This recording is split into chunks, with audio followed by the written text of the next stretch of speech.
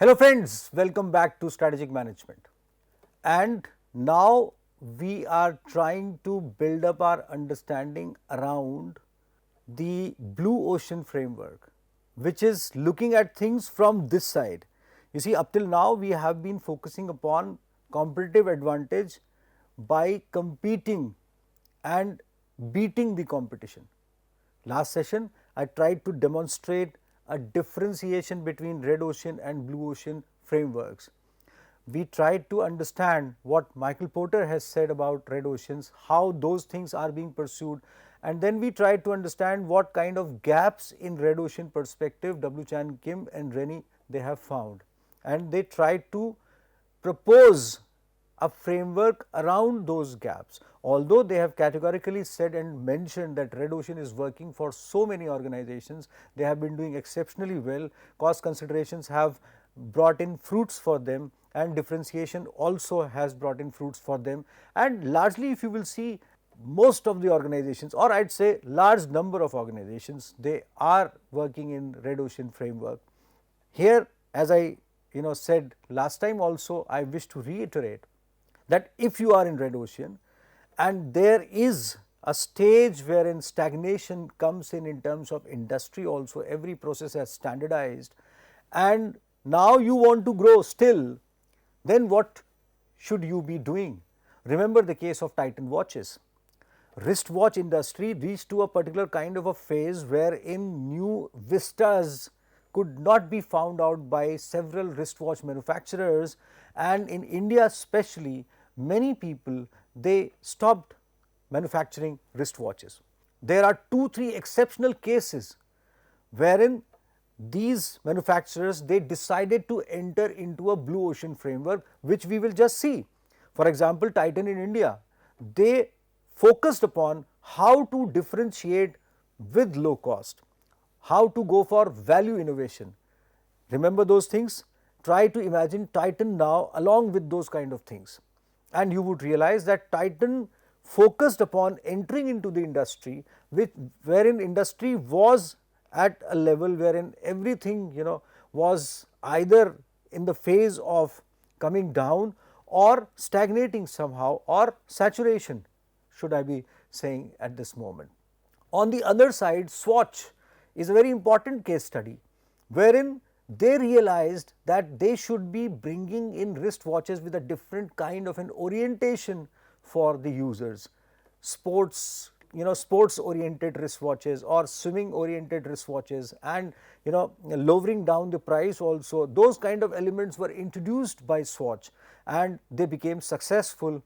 It's a story which we would be talking about sometime during this these sessions when we would be discussing blue ocean. So, Swatch, you can serve their website. What specially and specifically did they do in terms of moving from red oceans to blue oceans?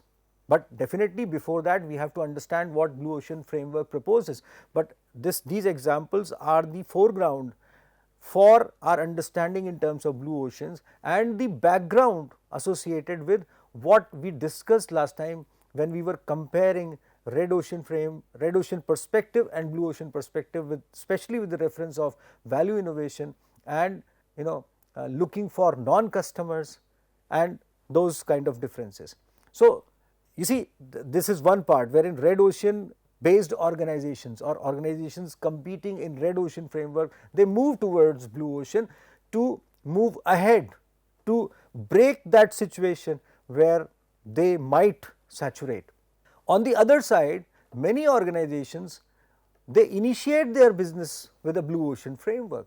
We talked about Amazon Kindle also, we talked about even Amazon. If you would look at, you would realize that yes, definitely they thought of doing those kind of things which were associated with entering into blue ocean from the very onset stage. Now, there is a third situation which comes in, which happens many a times, that you are pursuing your business in a blue ocean with a blue ocean framework and blue ocean perspective, and by virtue of that several players they get attracted towards those kind of things, or they are existing into that business and they start watching what you are doing and they start looking for similar kinds of customers and they enter into the similar kind of a target market. That means they are trying to convert that blue ocean into a red ocean.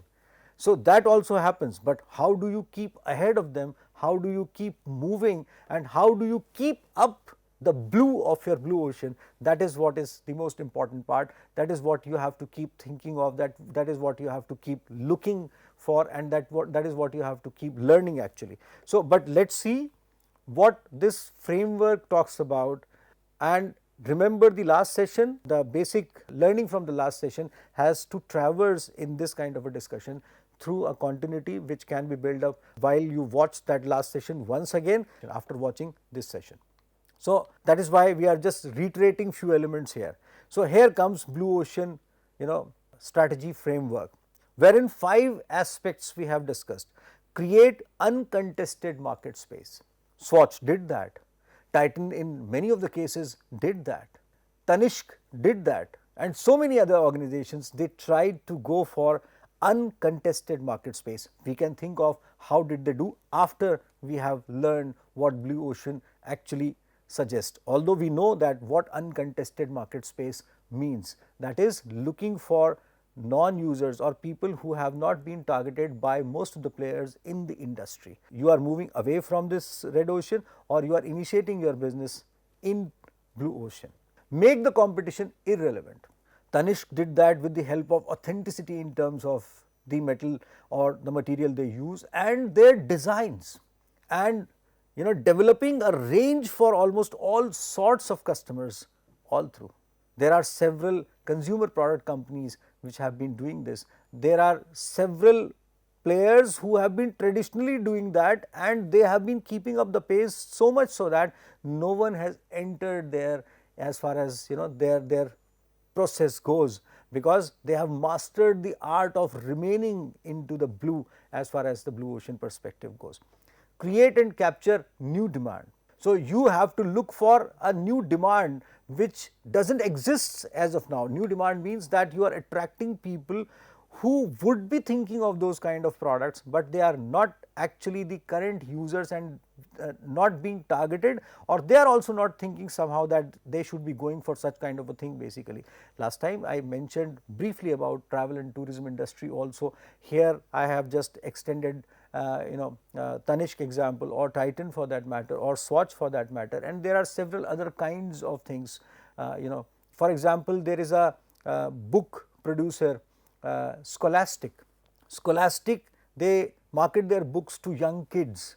So if you will look into their website, you would realize that they specifically generated the content and the books around, wherein they were creating a new demand. Break the value cost trade off. Value cost, you are trying to provide the value and still you are actually controlling the costs. How you would be able to do that, that we have to see, that we have to look into, and we would be talking about that as well. Align the whole system of a firm's activities in pursuit of differentiation and low cost. So value cost trade off and differentiation and low cost. You see, differentiation is all about how you project the difference. That is one part, that is the marketing part, wherein you have to spend a lot of money. So many a times products are not so much differentiable, but still you have to project the difference and you spend the kind of marketing cost over there.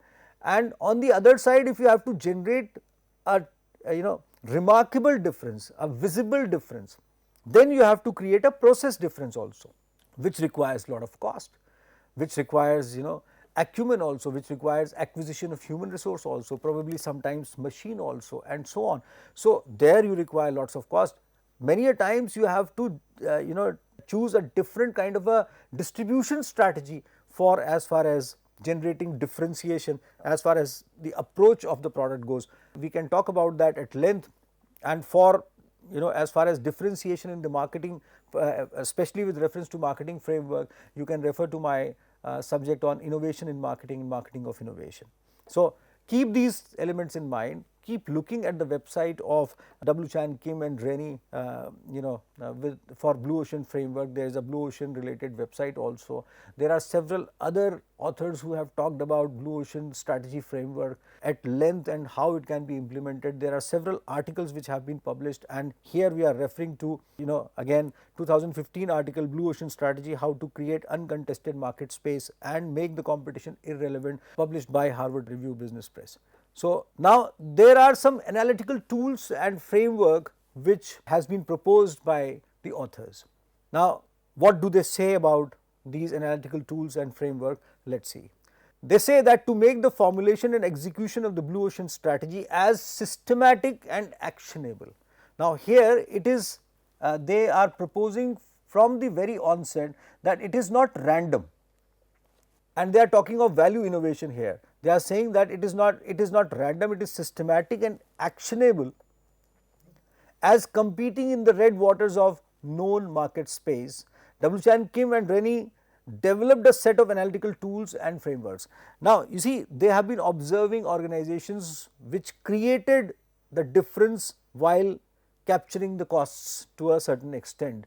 They have seen that how organizations traversed into that area, how they went across while doing those kind of things. I mentioned about Honda Activa also. So try to think about that.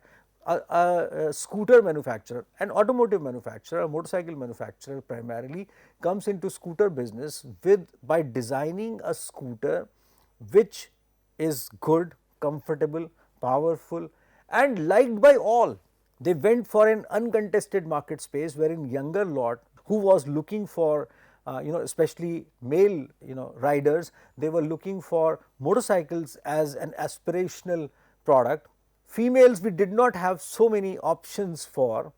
So, and in the middle age group, females did have one or two options. Definitely Honda had a scooter earlier in Indian market, especially manufactured with the help of Kinetic, Kirloskar I presume, and marketed as Kinetic Honda, but somehow with a very limited kind of a reach. Females did not have so many options.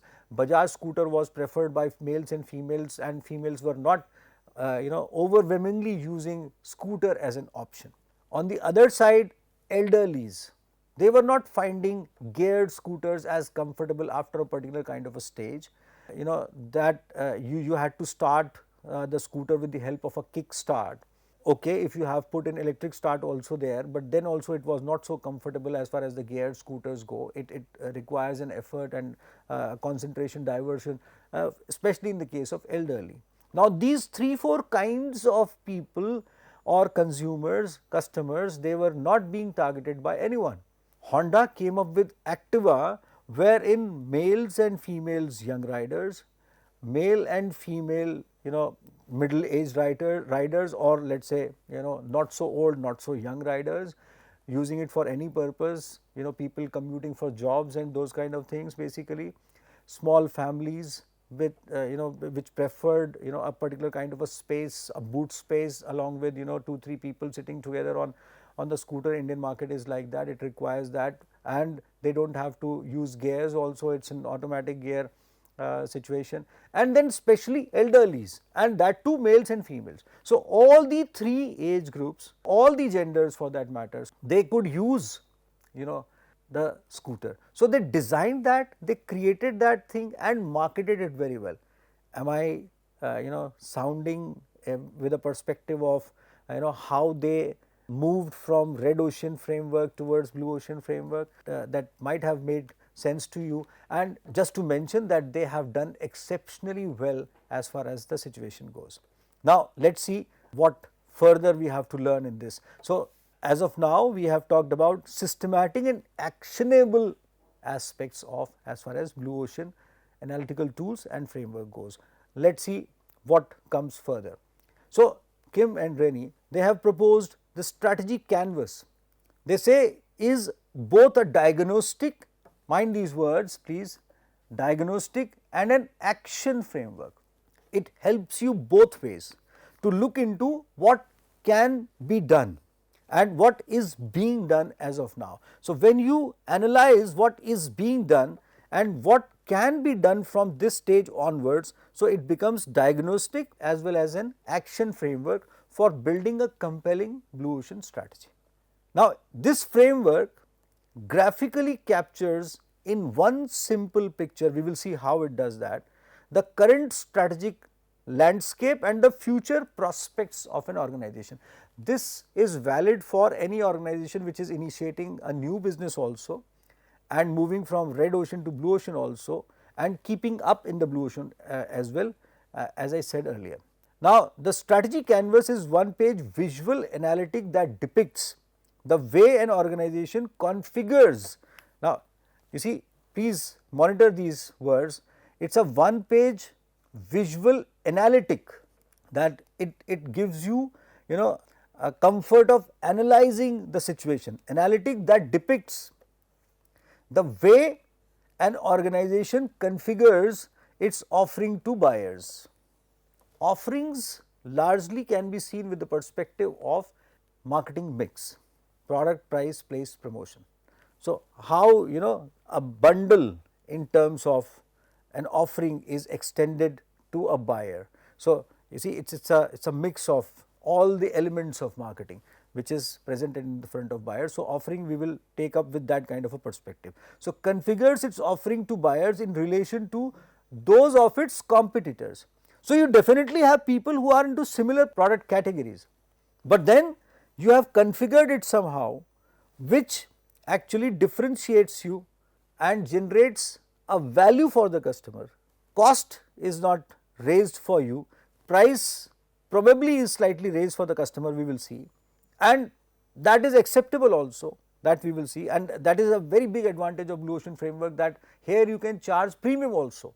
And if you will remember that we have talked about, as far as choosing growth in during the life cycle of an organization, and we have tried to create a coherence between product life cycle situation and organizational life cycle situation and industry life cycle situation, you would realize that while others are stagnating, the products are not working well, you move into blue ocean, and at the stagnation stage where the prices are also fixed more or less, and you are unable to raise those prices, if you enter into blue ocean phase, you are able to charge the premium, and that is the beauty of as far as the blue ocean framework goes, which we will realize in due course of time. So, to buyers in relation to those of its competitors, we will see how it happens, and there are justified examples across the board which wherein you will realize that in this industry this organization actually is behaving with or pursuing blue ocean framework, blue ocean strategy. Further, the authors add, and the reference is from blueoceanstrategy.com. As I said that this website is very interesting and important, wherein tools are demonstrated and strategy canvas is demonstrated. So, strategy canvas, blue ocean strategy tools and framework 2022 December 9, blue ocean strategy, and the reference is given for you. So, from there we have picked up this, and it says that it crisply communicates the 4 key elements of strategy. The factors of competition. First we have to analyze what are the factors of competition, how we are being looked at in relation to the competition. I will just give you a food for thought, I would not demonstrate that at length, but just to give you an element of, for example, a product like water. Bisleri has bottled water, and that is there for n number of years. They were, I think, the pioneers in the field. So, the Bisleri brand, and they have a particular kind of a price perspective. Earlier it was called as mineral water, there might have been reasons to that, and there was a specific category of customer who were purchasing Bisleri, who were not using tap water, especially during journeys. So, they were focusing upon those kind of customers, and they were doing well. In the meanwhile, people became more aware. Water situation definitely challenged us to look for cleaner options. Several other bottled water companies or companies marketing bottled water came into the fray. Kinley came in, several other producers, manufacturers or water bottling companies, they came in. Soft drink manufacturers entered into this business, it became a lucrative business, but they started focusing upon the same market space, competing with each other. Price bracket was also similar, and people, they started focusing upon the options. Definitely the brand image of the companies behind those bottled those products definitely helped customers in differentiating those products. After a particular stage, you see how to differentiate water. I have proposed this example in front of you just to give you a clue how to differentiate water. Water is water after all. So, you may have a taste element, you may have a purity element, but how to emphasize that? Then Himalaya came in.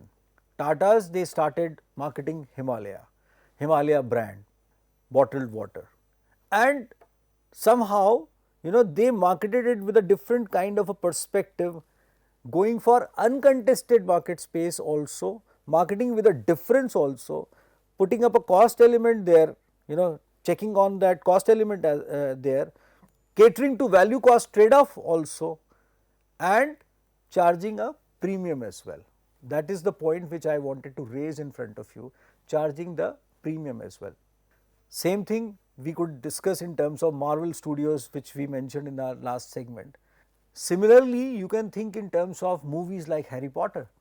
They went beyond a stage in terms of generating, it's a very well written book, basically, very enjoyable book. People liked that, and Bloomsbury published that, and everyone was liking that, and a movie was made on that. Now, you see, the point is that movie was liked by almost everyone. You may find a similarity in Honda Activa's perspective and Harry Potter's movie producer's perspective. Same happened with Jurassic Park. Steven Spielberg thought of Jurassic Park with a different kind of a storyboard, having a lot of science and scientific elements in that, creating a wonderful frame as far as the picturization, visualization of that movie goes, and including every viewer in that frame, despite of the fact that it was predominantly in English language earlier, then translated into many languages, and in India it was translated or this dubbed in Hindi as well. So, we watched the dubbed version also, we watched the English version also, and everyone liked everything basically. And that was the time when on one side Marvel Studios were working on different kinds of movies basically, and Captain America series came in, and on the other side movies like Jurassic Park came in, and Pink Panther came in, and those kind of movies which were actually including all the customers, even the non-users of such kind of movies basically. It's not only kids, not only younger lot basically, but everyone was enjoying that. And India also has produced such kind of movies which have created history in terms of as far as running for n number of years. For example, Sholay ran in one cinema hall for n number of years, decades, more than decades as such, as far as the perspective goes. Were they thinking, were the producers, Sippy family, Sippis were thinking in terms of producing it with the Blue Ocean framework, somehow that storyboard that created that kind of a perspective around the way it was shot and the way it was produced and the way it was picturized, did it have something in terms of that kind of an orientation? And in recent times also we have similar kinds of movies, Bahubali for example did exceptionally well in terms of including the gaining the interest and attention of almost every sort of a viewer. In the meantime, there was a famous Shah Rukh Khan movie Dilwale Dulhaniya Le Jayenge, which ran for more than 2 decades in a cinema hall, and I was watching one of these interviews of the producer as well as the actors, and I realized that they actually were demonstrating few things which are precisely related to the Blue Ocean framework which we are discussing. Try to think of those movies and the strategic canvas which I would be demonstrating in front of you in my next session, and then try to collate all those things, and you would realize that the success of these movies, success of these storyboards, success of all the products which I have mentioned in front of you are related to using a Blue Ocean framework knowingly or unknowingly. They probably did not read W. Chan Kim, but they were executing that, and that is how W. Chan Kim developed the framework, by understanding how these organizations or these producers, these movie producers or Honda, they are creating a difference and checking on the cost still. So, he observed them, they were doing that, and then this framework came in, and this strategy canvas got evolved in due course of time. So, I will be talking about that, at length. So, but as of now, I would end up this session with this kind of a perspective, while suggesting that strategy canvas crisply communicates the 4 key elements of strategy: the factors of competition, the offering level buyers receive across these factors, and your own and your competitors' strategic profiles and cost structures. So, you have an analysis of what is happening, and then the canvas tells a story. It allows you to see and understand. You see, this is very important, which this source demonstrates. It allows you to see and understand where you and your competitors are currently investing the product, service and delivery factors the industry is competing on, and what customers receive from existing competitive offerings. Try to watch one of these movies which I have mentioned to you. Try to think in terms of what difference they have created, what kind of a perspective they are creating. Would you be putting up Kapil Sharma show in such kind of a situation, basically, wherein creating a different kind of perspective around comedy shows? Would you be putting up that thing across this? We will decide that after we learn how to develop a strategy canvas, how to master the art of developing a strategy canvas in subsequently. But till then, try and focus upon Honda Activa, watch one of these movies and so on. And just to give you a clue, this is the strategy canvas, wherein on vertical axis you have offering level, and on the horizontal axis you have competing factors. And I would not break your suspense as of now by telling you what this blue line, while dipping from one side to the base and then going up and then going still up, means, and what this red line means. You may imagine that, or you may visit the website in the meanwhile and try to understand what this curve in terms of red line means and what this curve in terms of blue line means. I will be coming back to you with lots of insights in terms of lot many examples, and would try to demonstrate how to develop strategy canvas and how to use that effectively and for almost every business. We try to do that in our department while focusing upon differentiating our B school from others. I would try to demonstrate that as well. That is not always that you create, you are a profit making organization or a profit oriented organization, there only you use Blue Ocean Framework. You can use Blue Ocean Framework in almost every sphere, every case, every organizational, with every organizational orientation. So, I will be catching up back with you with a deeper insight on strategy canvas. Till then, goodbye.